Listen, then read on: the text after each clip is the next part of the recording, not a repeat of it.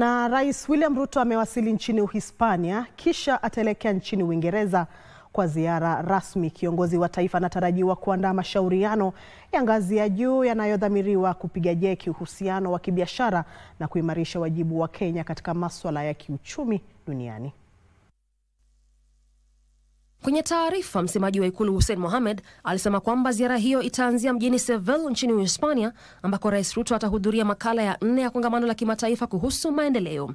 Rais Ruto vilevile anatarajiwa kuangazia mageuzi katika mifumo ya ufadhili wa kimataifa na kushinikiza kwa ushirikiano wa kibiashara katika juhudi za kutokomeza uchochole, ukosefu wa usawa na mabadiliko ya tabia nchi.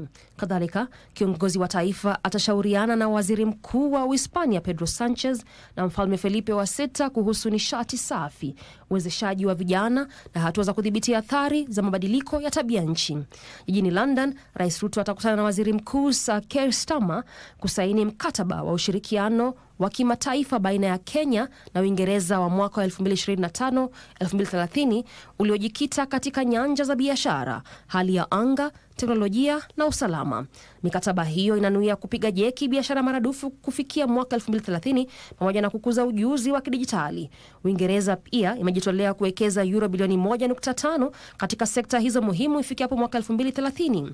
Rais Ruto pia atashuhudia hafla ya kutolewa kwa tangazo la Uingereza kuzindua kitovu cha uchapishaji wa kikanda jijini Nairobi, ambacho makao yake yatakuwa kwenye jumba la ufadhili wa kimataifa la Nairobi, hatua ambayo itaifanya jiji la Nairobi kwa daraja la ufadhili katika kanda hii. Aidha, kiongozi wa taifa atahutubu jijini London katika azma ya kukuza ajenda ya mabadiliko ya kiuchumi ya taifa hili.